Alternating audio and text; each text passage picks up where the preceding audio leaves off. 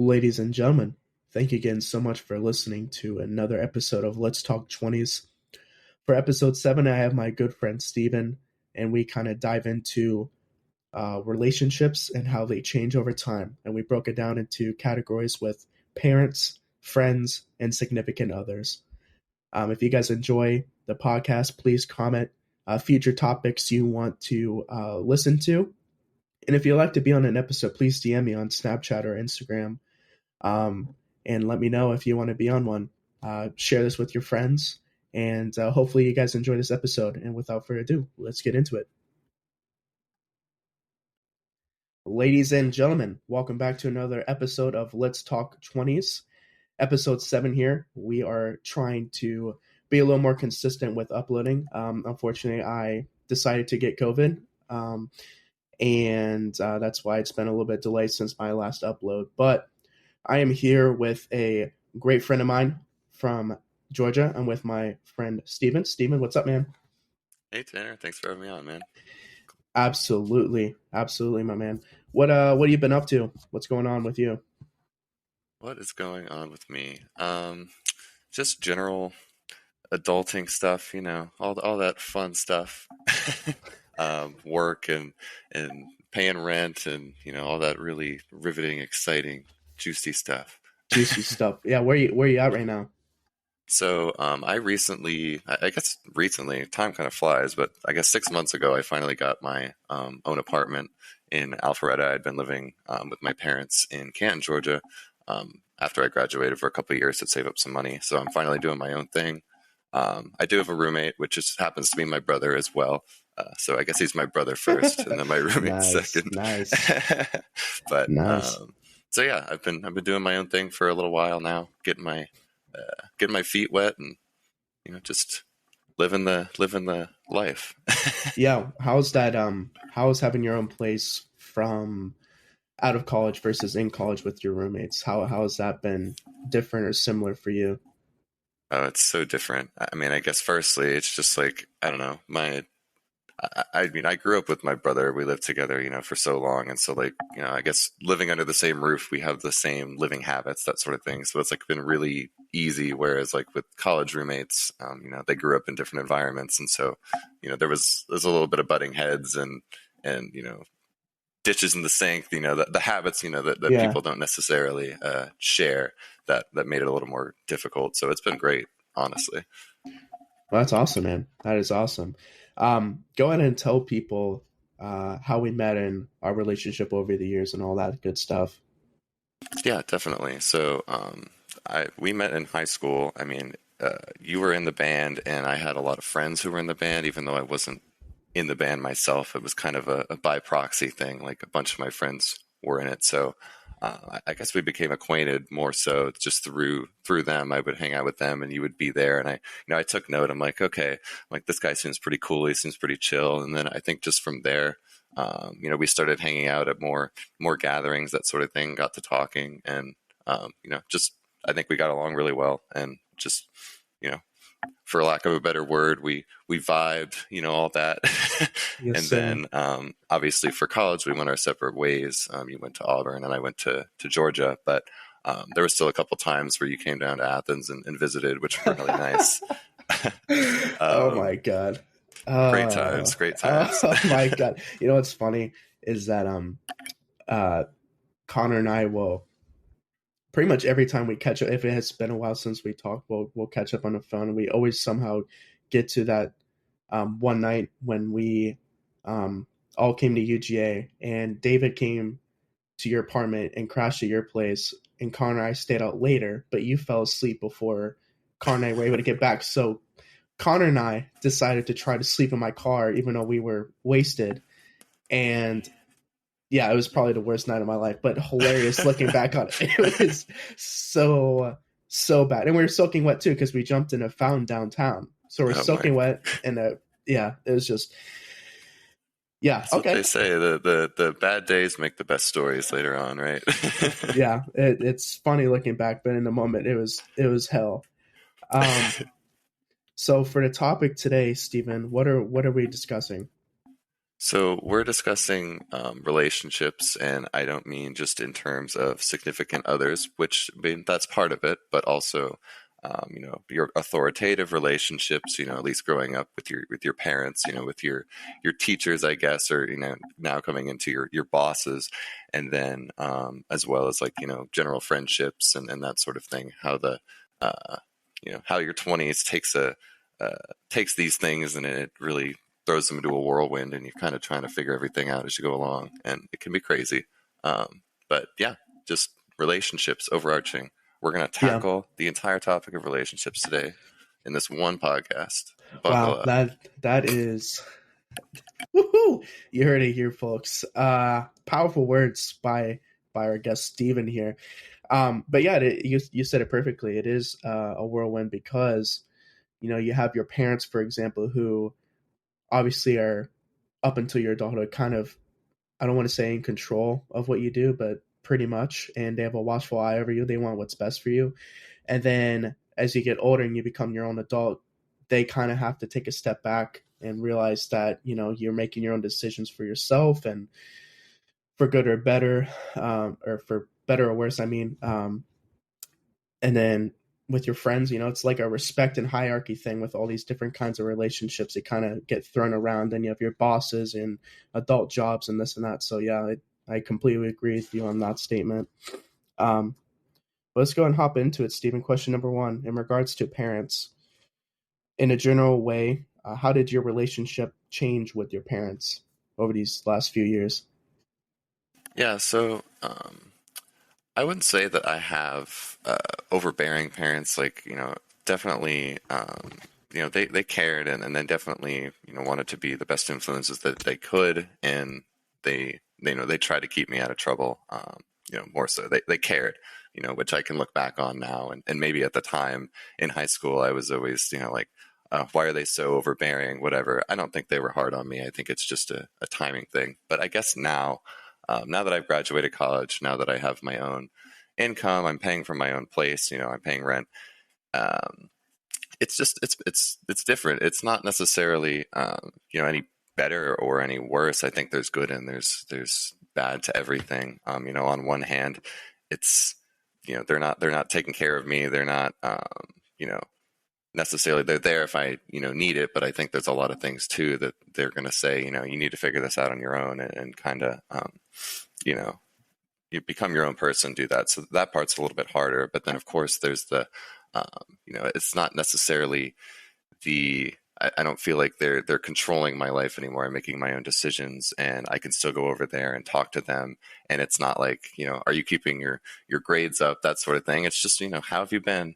How are you doing? And it's more more banterful and less like interrogative, I guess. So I think there's good and there's bad for sure. Um, you know, as that's changed as I've become more independent, and I think that a lot of people probably experience that. And I think, of course, like it's not cookie cutter. Some parents are going to continue to be that way, and some from the start weren't necessarily the most involved in you know keeping track and maintaining of their child's activities. But it's just how it's going to go, and that's just how my personal experience has been. Yeah, absolutely, man. So once you all understood that your decisions are yours to make, how did that change their kind of, not necessarily control, but watch over you? Yeah, I think part of it, and I guess I have an interesting perspective in the sense that so after college, I did go back home and live with them for a little bit.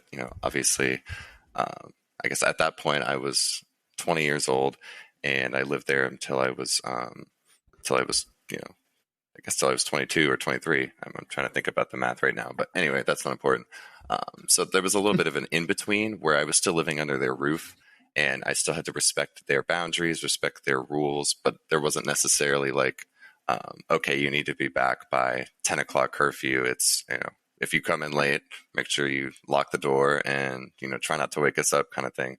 Um, so it's just the respect is there. They trust me as an adult. I was necessarily a bad kid, but I know I broke the rules from time to time, I guess, especially compared to my brothers. So it was a little more combative when it came to going out and doing things like that. But, you know, now, when I was living there, it got a lot better. And then now, of course, now that I'm, you know, by myself, I've talked to them about this, and it's more, I think you just have to sit down and have a conversation and realize where you guys are at this point. Like, you still respect their wishes, and they can still give me advice and everything, but I don't necessarily have to do what they say because I'm, self-sufficient. Sure. Well, has their relationship towards you kind of turned from a traditional parent role to more of a mentor slash friend, someone that can be there for you if you need advice and there to kind of guide you through things, but not necessarily control or tell you exactly how you need to do it? Yeah, I would say, yeah, that's a good way to look at it. More of a mentor mentee type deal, where they're guiding me, or if I'm really stuck on something and I need some expert advice from someone that's been around the block a little more than me, I can always reach out to my mom or my dad, for financial advice for that sort of thing. I mean, they're always really willing to help with that, but yeah, it's not so much, you have to do this, you have to do that. They're going to say, you know, we suggest that you do this. And, most of the time I trust what they're saying because, like I said, they've got more experience than me. So in those situations, it's really helpful to have them more in that mentor role. Yeah, that was something that um,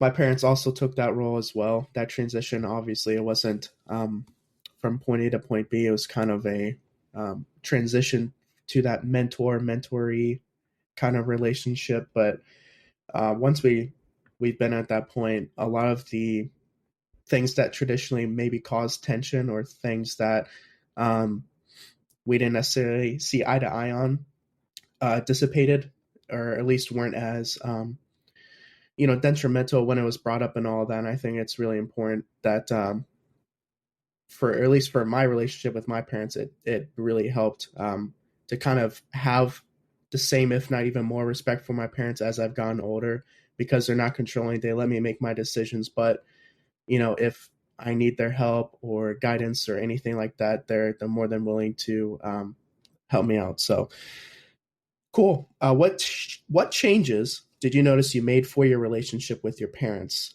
Was it more of a natural transition, or did you have to set those boundaries with your parents? I think it was a little bit of both, to be honest with you. I mean, I could definitely tell that they were more respecting of the man I'm becoming at this point. That I'm garnering this responsibility. I've been living by myself, going to college. I made it through college. I passed. I got my degree. That wasn't That boy. necessarily pretty every day, but I was able to make it through, and that's me. No one can take that away from me. That was me, and I think they recognize that. That takes a pretty responsible person to do, and even if you don't go to college, I think as you start to garner more responsibility, your parents would realize that. But anyway, yeah, I think part of it was natural, but there were also portions as well where, again, particularly when I was living under their roof, where I needed to sit down and say, if I said I'm going to go do this for a week, as opposed to saying, can I go do this? I'm going to say, I needed to sit down with them and say, I'm an adult now. I'm living here. I'm going to be respectful of your space, but at the same time, like, I'm not going to ask for permission unless I really do think that I need it. And I would sit down and talk to them about it in those sort of gray area spaces. But yeah, I think most of it was natural, but I think you do still need to have that kind of those conversations to make sure you're on the same page, because it's a two-way street, and you need to respect them if they're going to respect you as well. Well said.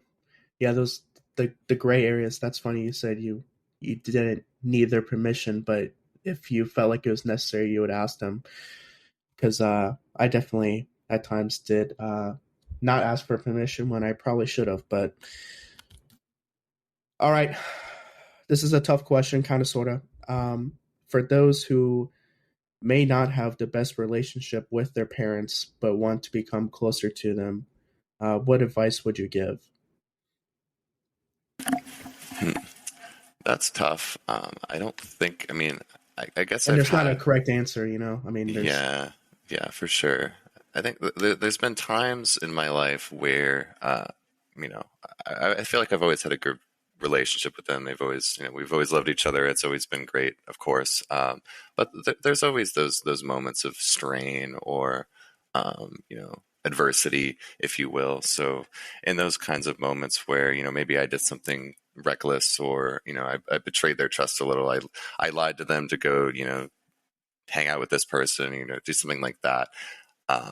It can cause some strain and some trust issues. And I think the way that we got over those was just like really, I think the best way that I see it is you kind of put yourself into their headspace, and think if you had a kid and you didn't know where they were and something happened to them, that's you know you're there essentially that you're their investment. They're investing in you. They're investing their time, their love, their resources, so if something that you've invested in, you've put so much love and effort into, is going out and they're you know doing something risky or dangerous, or you don't know where they are and something happens, and like, yeah, they're going to be a little bit short with you when you get back, and they found out you were lying to them, because it's because they care. And I think that's just what you have to realize as you put yourself into that headspace, and realize, like, they only do that, they only get upset with you, they only are hard on you because they care. Or you know in most cases, of course, I can't speak for everybody, but I think that's just kind of the parental. Uh, you get this guardian angel complex, if you will, with your children, and you want to protect them at all costs. And then sometimes that the emotions get the best of them, and they get angry, but it's not necessarily uh, angry at you. It's angry at what you did, and almost beating up on themselves, because they're wondering, what did we do that prompted our child to betray our trust, kind of thing. So it's just all those factors together. I think I kind of ran it a little bit, but just putting yourself into their headspace, I think, is the best way. You read my mind, man. Because honestly, I was going to say something extremely similar. I was going to say that because we're so used to our parents just You've being been friends with somebody since elementary school, since before that, or you had just met them in high school or in college, or wherever, as you're getting to this age. I mean, it's very uh, you know it's very quick that something can take someone that you're used to, that you see all the time, and they meet somebody and they fall in love and they get married and they move hundreds of miles away, or a job opportunity takes them across the country, and then all of a sudden it goes from this person that you've been seeing all the time to now someone that you really have to make a concerted effort to go see, or you'll see them when they come to visit, or that sort of thing. And it can alter the relationship big time. Like, you know, maybe somebody gets busy and they're not necessarily keeping up as much as you would think that they would, and then you start to wonder whether they've moved on, whether they stopped caring about you. But it's more or less just they've got so much else going on that you're not you might not be able to talk to them as much as you used to, and you're going to have to kind of get used to that, and alter your relationships to the situation. Like my best friend, he moved to another state 10 hours away by car after college, with his fiance at the time, and now they're married, and they moved a little bit closer but still far away. And it's just like, I used to hang out with him every day. He used to live in my neighborhood, and now I'll text him and talk to him and see him a couple times a year. But it's so different, and that's just going to happen, I think. As you get older, that's just going to keep happening as people start to build their own lives. yeah, absolutely. Everyone's starting to begin their own life, and it's a balance of staying in touch enough where you can catch up and see what the other person's doing, and then very closely in line is falling out of touch, which is Unfortunately, something that I have experienced once or twice since college, since I've gone to college, is how often is enough to keep in touch with someone. There's some people I could call after not talking for 3 4 months, and it'd be completely natural and cool to catch up, and then we'll hang up, and we won't talk again for a few weeks or months at a time. But then there's some people where you don't talk for a month or so, and then it's like they fell off the face of the earth, which I find very interesting. What qualities do you value more in friends now as you've gotten older, Stephen? Um, that's a tough one. I think, yeah, I guess in particular in, your younger years, you're looking for someone that will, that has the same, they like the same things, you do the same things, you both play a sport, and so you end up, on the same baseball team or something like that, and you like to hang out with them because they share a lot of the same interests. But I think, as you get older, it's inevitable that, particularly with these older friends, that they're going to develop their own interests. So you kind of have to start latching on to more. Are they, you know, do you share the same, moral values? Are they actually a good person? I mean, there's a few people in particular, of course, I won't name names, but where, as No, I've do gotten it. older, I've realized, oh yeah, I've got a list right here. No, but Sorry, go ahead, keep going.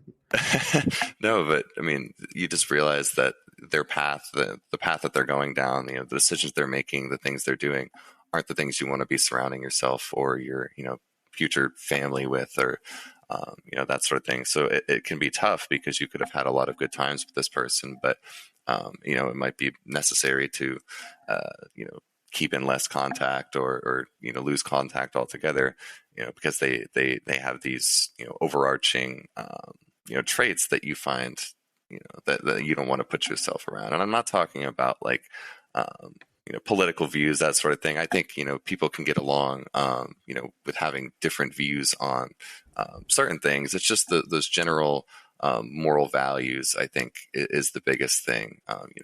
Just if you feel like somebody is, not going down the path you want to see yourself down, then you don't want to surround yourself with them. And I think that's kind of how I, look at it, really. Yeah, I would agree with you on that. It's more so, like you said, of what you value. It's not necessarily things that you have in common with people, but way of thinking is kind of similar, because that's for the friendships that have lasted from high school onward. It's because of that, seeing eye to eye in certain things and kind of having the same kind of viewpoints on life, which is really important. So, Stephen, have you had to cut off toxic friends?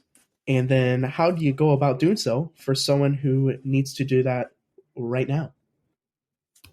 So I definitely have been in that situation before, and it can be tough. Like kind of like I was sort of saying before. It's someone you've shared. You maybe had some good times with them, in school, or, extracurricularly, something like that. And as you've grown older, as they've grown older, you've just realized that, maybe they're asking, things of you, and they wouldn't do the same for you in return. It's less of a, symbiotic relationship. Don't get me wrong, there's give and take in relationships in general. Like sometimes you're going to need to give a little bit more, when you have that capacity. And, sometimes when you're in a bad spot, then the other person, in theory, should be willing to, push a little bit more your way. But I think a truly parasitic relationship where you're, you know, you're doing all these things for this person, and they say, okay, I'll pay you back for this, or I'll get you back for this, and then you find yourself in some situation and they just seem to drop off the face of the earth. Then that's something I think that you need to, reevaluate, the time that you spend with that person. And I think that the best way to do that, firstly, I don't believe in ultimatums.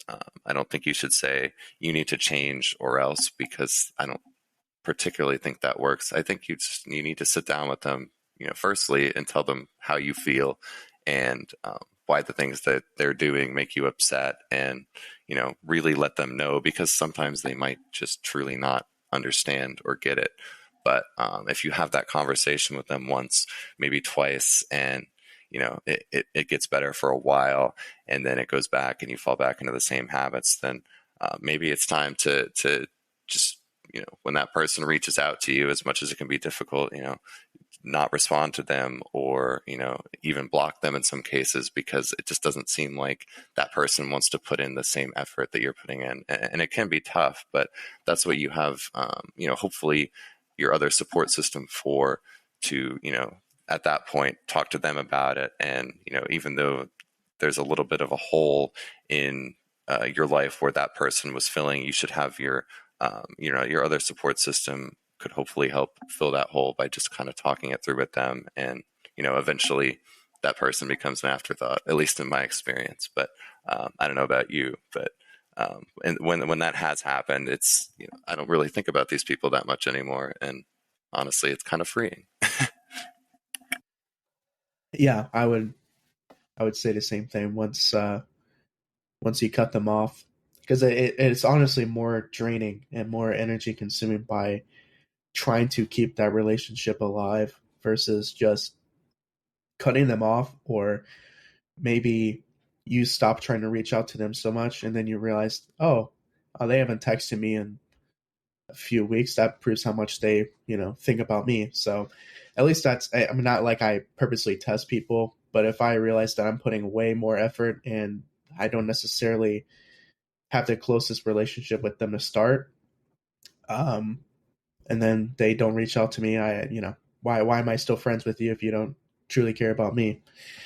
Right. um And like, I guess just a question for you, like, have you yeah. had that, and with yourself, and did you feel responsible at all? Like, even though, you can look back maybe and think, wow, this, I was putting in way more effort. Did you still feel like a part of it was your fault? And how did you get over that? Did it ever feel like me losing a toxic friend was my fault? No, not necessarily. I mean, it's always a two-way street, right? They could say that I didn't reach out to them as much as they wanted, or blah blah blah. But like I previously stated, there's people that I could also reach out to after weeks or months at a time, and call and act like we saw each other uh, the other day. So no, I've definitely had to cut off people before, um, but I don't think any of them were necessarily my fault. I just personally realized it sooner than they did about how we don't see eye to eye in certain things, and our relationship maybe isn't beneficial to either of us, and we don't really need to continue being friends or significant others or whatever it was, and decided to cut them off. But no, I try to keep in mind what's better for me, because in the past I've held on to people um, longer than I needed to, and like I said, it's either one, too draining, or two, I knew the whole time that they were kind of using me, or um, you know that they weren't necessarily having my best interest in their mind, and I continue to be their friend or continue to date them or whatever the case was, and it's just not healthy for me. So why am I putting myself through that strain when I don't have to? You know? Right. Yeah. And that's good. I guess just in terms of, like, it's not necessarily anything that I've experienced, but just things that I've heard where with toxic relationships, and a lot of the reason people fall back into them is because the other person maybe makes them feel like it's their fault. Maybe they feel like you did something wrong, or that you weren't acting the right way and you drove them to be this way, or you drove them away from you. And I think just for people feeling that way, I think it definitely helps to have people to talk to about that sort of thing, and believe your friends. Like, Yeah. I don't know. I think most of the time, in some of those cases, you can think, maybe, oh, they're just telling me what I want to hear. But no, I think your friends, your true friends will be honest with you. And if they're saying that, truly this person was taking advantage of you, this was toxic, it's not your fault, then do your best to believe them, or talk to a professional or something like that, because I know that that's how toxic relationships redevelop, is that Oh yeah. you start to question whether or not it was your fault, and you fall back into those old habits. Oh yeah, the guilt card, dude. Like that is probably the most disgusting trait that someone can do, is if you can convince someone that something that truly isn't their fault, you convince them that it is, their fault, I think that is like the worst thing you can do to someone's mental health in general, and that's gonna fuck them up for future relationships too. But yeah, guys and girls, because girls can be, manipulative, and vice versa with guys too. But I think the guilt card, playing a guilt card on someone, is just, not okay whatsoever, man. This is another two-parter. Do you think social media has forced you to keep relationships with certain friends? And have you noticed any benefits in terms of your relationship with friends due to social media? I think it can be great in the sense that you know what people are up to, and not necessarily like the people that you talk to all the time. Because I think with or without social media, the people that I really want to keep up with, I'll keep up with. But in terms of like friends from high school and friends from college and sort of maybe I think there's been a couple of times where this is kind of a specific scenario, but they'll post something saying that they're back in town, whatever, and kind of nearby, and it kind of sometimes if you feeling like you want to see if you can reconnect with that person, that can be beneficial, like they're around, and you would not have without the social media. So um, I think personally, it doesn't necessarily affect my long term, my very close relationships, but I think with acquaintances, it can be very helpful. And, even in some cases,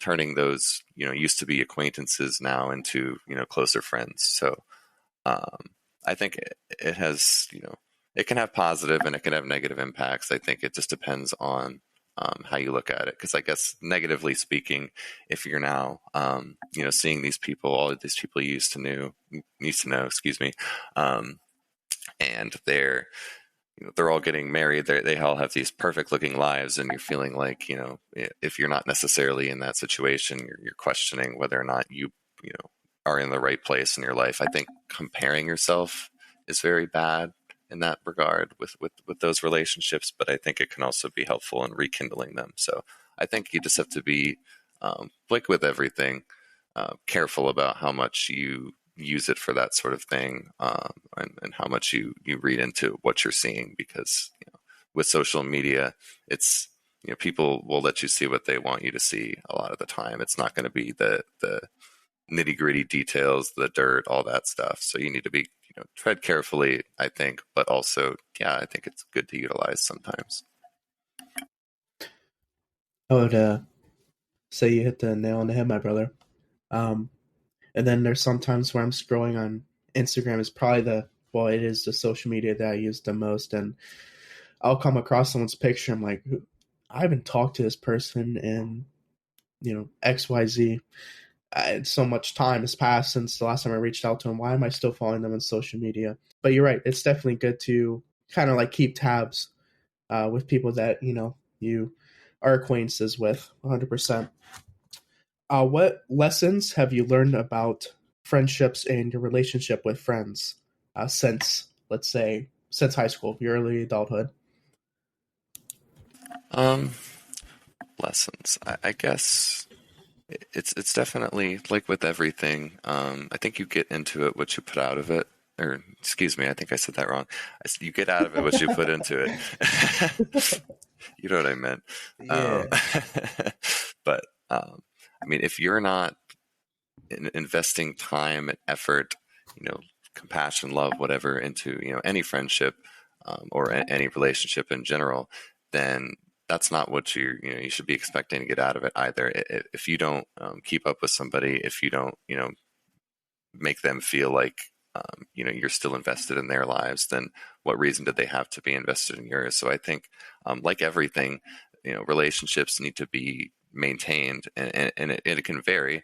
Like you had mentioned before, I think there's some people where you could not talk for a few months, and you talk to them and you pick up where you left off. And I think as long as you guys are on the same page, that's great, and that's that kind of relationship. But I think with other ones, if you want to maintain those relationships with your closest friends, then you're going to need to really put in your half of the work as they do as well, to make that continue to work, because every day you're going through changes, they're going through changes. So sometimes those changes can directly interfere with the relationship that you've built, and you need to, work on that, work through that, and adapt your relationship accordingly, I think. And, that takes effort and time.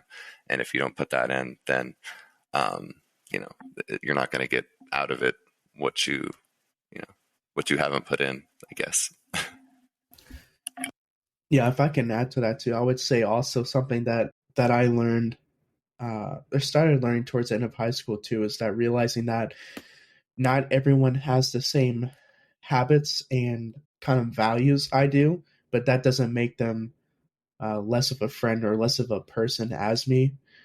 Some people didn't necessarily have the same values on friendships and relationship with others that I do.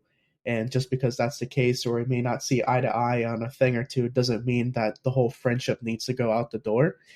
And once I've had a wider acceptance for little things like that that used to bother me, my variety of friends and friendships and the personal connections that I have with my guy friends, girlfriends, close friends, all that stuff, it's significantly improved. So I know that it's hard, and sometimes I'm guilty of this. In the past, I used to be extremely nitpicky of who my friends were because I wanted my friends obviously to have all the same exact interests and values and hobbies or this and that, so we had a lot in common.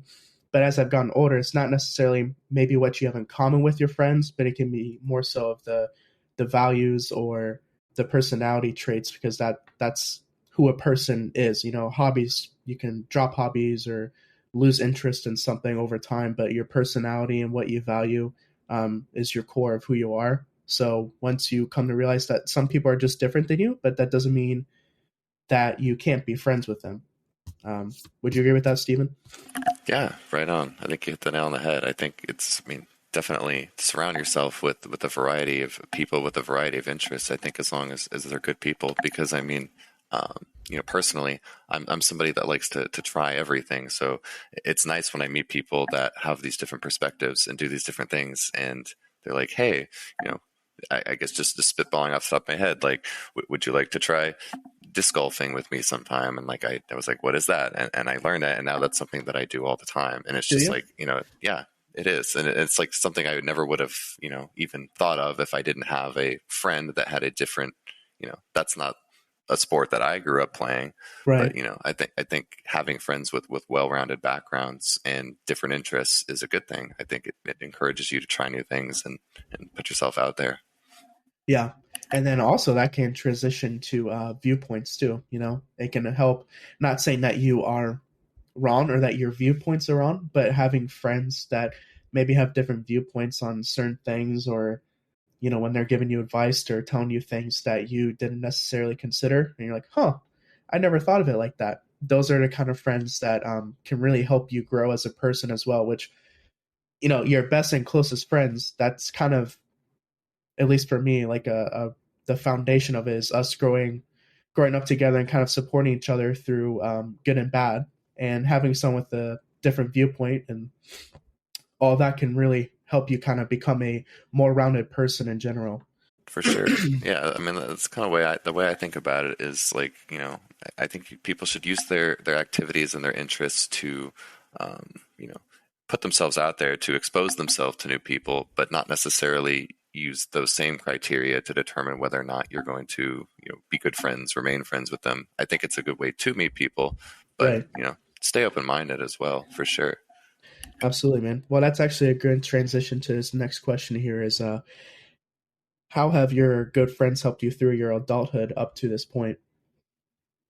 So much. I Yeah. can't The even boys.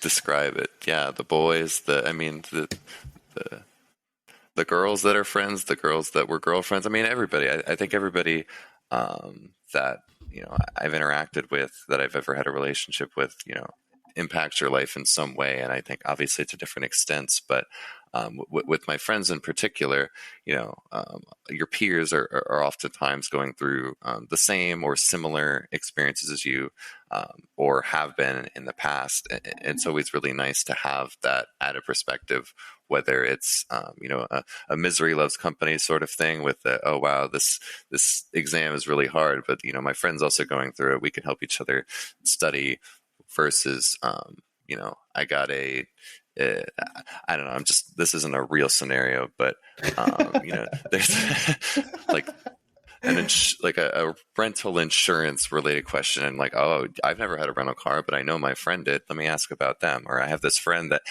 that does insurance. I don't know, that sort of thing. Your friends are, they kind of fill in the holes that you don't necessarily have, because I mean, nobody is all knowing.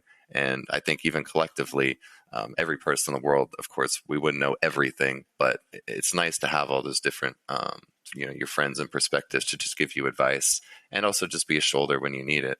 And even, when they're talking to you about one of their experiences and you're helping them through, I think, even, consoling somebody or giving somebody advice, that helps you grow as a person too. It's not just them.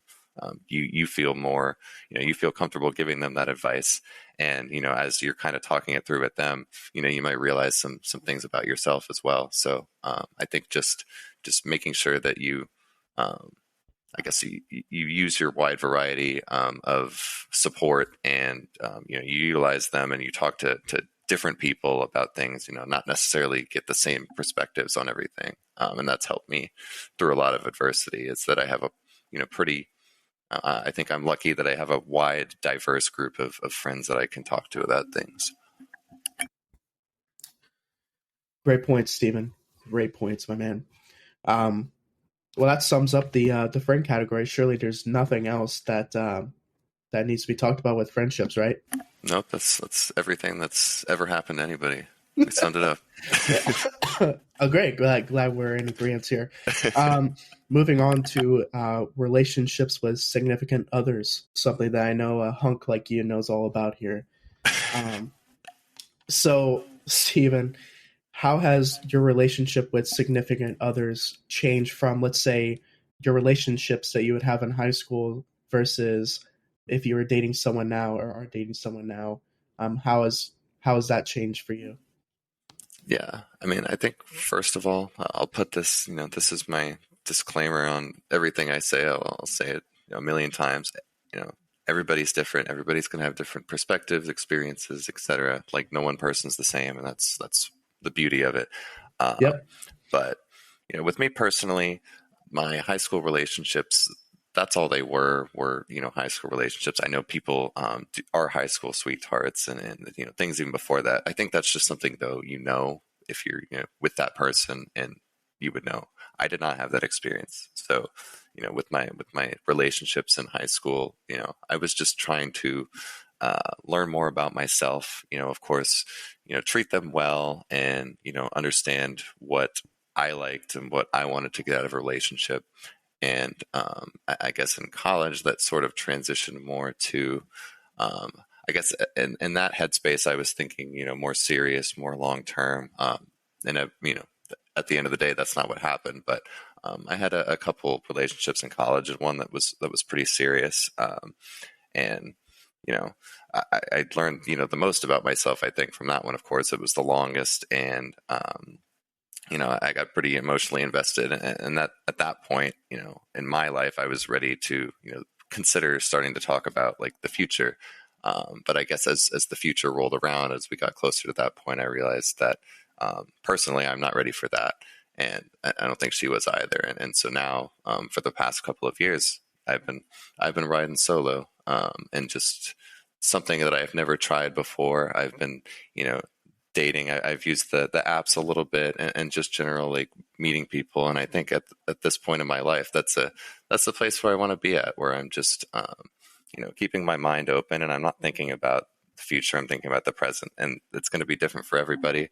I'm 23. Some people, are already married. Some people are considering getting married. Some people don't want to be married at all. I mean, it just depends on who you are. But for me, it's sort of changed my perspective to, um, I guess you always grow up thinking, I guess the way I grew up was I was always thinking, I need to find my person in college, and then I'll marry that person, and then it'll move on. But that's not necessarily how my life, now that I'm older, I want it to go. I think I'm just going to take things day by day, and I think that's just a change of perspective that I've realized, as I've dated or seen people romantically over the years. Yeah, I can sum that up for you. Ladies, if you didn't hear that, any single ladies in Alpharetta, Georgia area, God. Steven is single and ready to mingle. He's here for a good time, not a long time. Steven is down. I'm not even gonna say. I'm not gonna finish that sentence. Steven, I got you. I know at least four chicks are gonna hit you up easily. I mean, we're getting thousands of viewers per episode. We're only growing tenfold each episode, so surely some sweetheart's gonna hit you up. Okay, So this is the one that goes viral. this is. What do you mean? They've all gone viral with the 30 views or less that they've done. We're getting there. We're getting there. You got a question for me about relationships with significant others?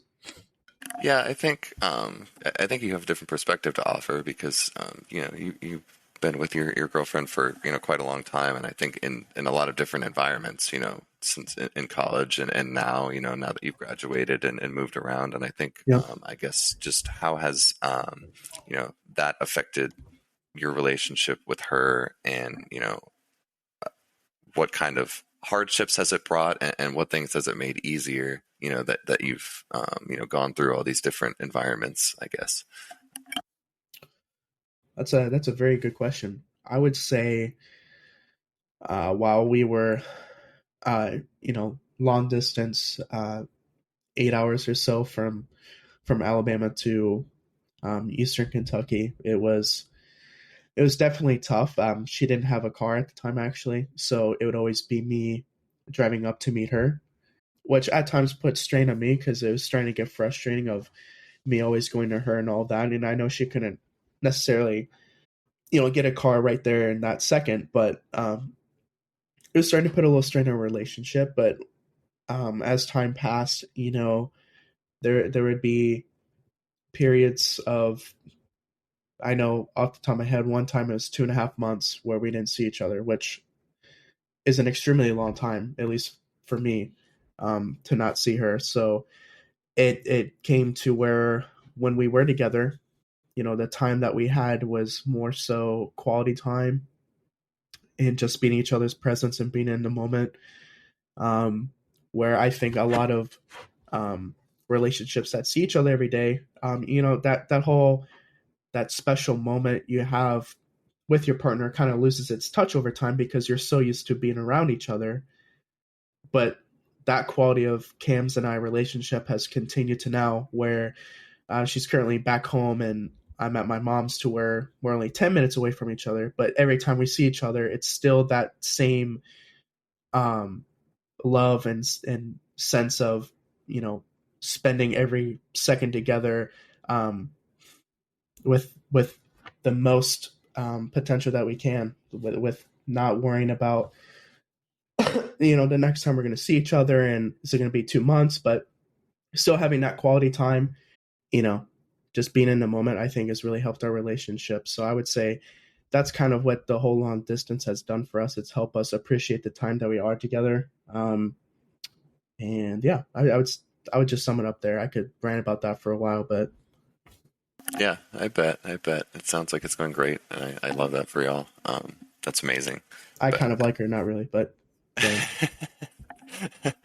and I guess just as a quick sidebar from that as well, I guess maybe for those people, because I guess you've had it a little both ways now, but those people that haven't necessarily gone through that long distance, that might, oh my gosh, she keeps wanting to hang out, it's getting too much, that sort of thing. Like, what advice do you have to them, to help maybe not take those moments for granted because they might not always be there? Well, I will say that if you get to that point, it's it's more than likely that you just don't appreciate that person as much as you want to convince yourself that you do. If you're starting to get to a point where you're getting annoyed when that person wants to hang out with you, unless it's like every waking moment and it's like the obsessive clingy side, that whole extreme, then yeah, it's their fault. But if you are getting annoyed every time that person's reaching out to you, FaceTiming you, calling you, or wanting to hang out, then whether you believe it or not, you truly do not value that person as much as you think you do.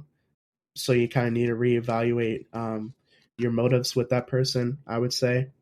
At least in my, and this is just my personal viewpoint, because I just know some of my buddies in college who, would get annoyed. I'd be hanging out with them, and then a girlfriend would text them, ask if they want to hang out tonight, and they would roll their eyes or, say something about it. I'm like, bro, like, I appreciate your girlfriend being here, like I don't see mine for a month or so at a time, and if you guys don't have that spark when you see each other, the butterflies in your stomach when you see each other, then I mean, what's the point, right? You want to be with someone who you see yourself being with the rest of your life. Are you going to be annoyed waking up next to that person your whole life? I mean, then what are you doing?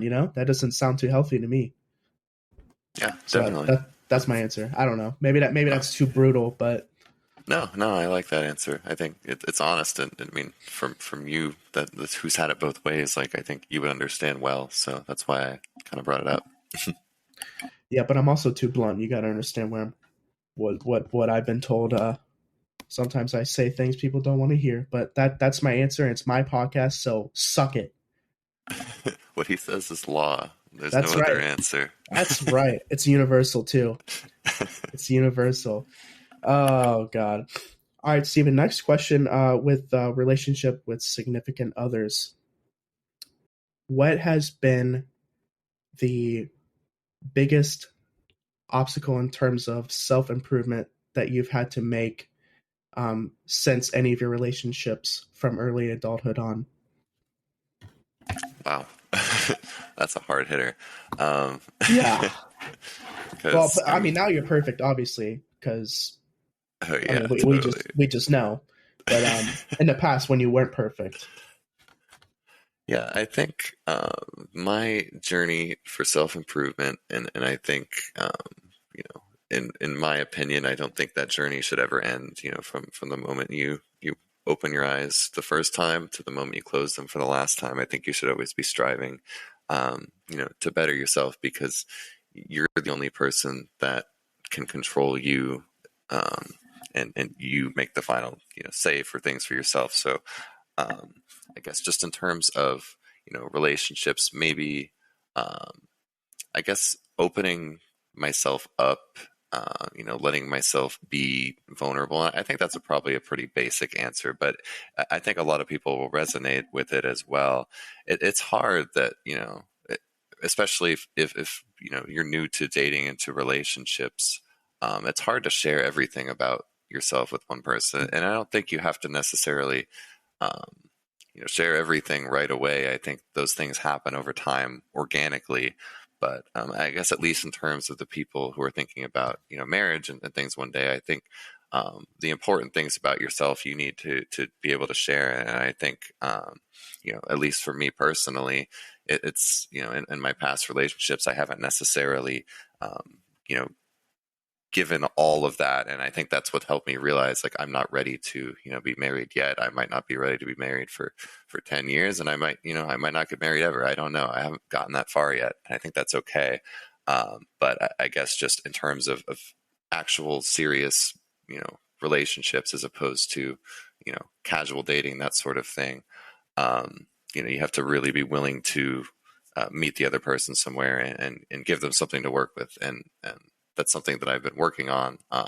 Not necessarily even in that context, but with my friends too. I think that's something you can practice just with your friends. Is just opening yourself up, and being willing to talk about things and work through things. I think that's a hard thing to do, but something that I've been working on every day. And whether again, not necessarily in a relationship, but with a romantic relationship, but with my friendships and my relationships with the people around me. So that's something that I've had to learn and work on for sure. yeah. Well, then especially even when you get past the whole heartbreaking stage, you realize that a relationship unlocked a new part of you, or that person, um, kind of helped you figure out values in the future that you do or do not want in a partner. Um, and taking a relationship, whether it was a good or bad relationship, try to think of it as, um, a way to learn more about yourself, and that person kind of helping you realize new parts about yourself. I think it's a beautiful thing. I mean, granted, it's a very hard pill to swallow when you and someone break up, especially if you've been dating for a while. But at the same time, it's really helping your future self, take the lessons or the values that you learned over that relationship and using it for good in the future. Yeah, no, I'm totally with you there. 100% agree. I think you remember the good and you learn from the Hmm. bad. And I think it sucks to at the time, but I'm always kind of under that philosophy that you learn more from your mistakes or from your shortcomings or from your bad experiences, than necessarily being comfortable and having your good experiences. I think the more of those that you have to endure, as hard as it is, the stronger you get as a person, and the more you know the less those occur, and the more those comfortable situations arise, and you have those. So I think it stinks at first. It's gonna stink. It's gonna stink for everybody. If a relationship ends, on both sides, whether who broke up with who, it might hit you at different times, but it's gonna suck somehow, and you just have to learn from it and realize that that person taught you so much about yourself that you didn't know. Absolutely, man. 100% agree with you. Steven, do you have maybe one last question you want to ask me, and then we'll wrap this up? What's like the best way that you found, that you keep up with these these people that you want to continue to have Sure. a close relationship with, but they're not necessarily with you all the time? What are your methods for keeping in contact? Um, yeah, I mean, and like I said before, there's people who need to be caught up with, let's say once every other week, and then there's some people who I can occasionally comment on social media posts and then, call once every 2 months or something. But really, it's just kind of shooting that person a text and saying, "Hey, man, thinking of you," or "Hey, so and so, thinking of you. Hope all is well." And then instead of the response being, "Oh yeah, man, all is well here. Hope same for you," and then that's kind of the end of the conversation, I try to keep it um, to where it's kind of forcing a response, like telling them what's been going on with me through a text. So at least if they respond with, "Oh, I'm doing okay, man," then at least you tried and put the response that you knew would be more beneficial to carry on a conversation. So I just kind of lay it out, tell them what's up, and then do that, and then say we gotta catch up soon, and then I tell them my availability. Kind of unfortunately, there was some audio delay with the last 2 minutes or so with Steven, so I had to abruptly edit it there. But thank you guys again so much for listening to another episode of Let's Talk 20s. Um, Share with your friends, let people know about it. I really enjoy the feedback that I get from people texting me or reaching out to me and saying that they like it or things that they want me to try in the future. So just let me know. Thank you guys again. Appreciate every single one of you listening, and talk to you later. See ya.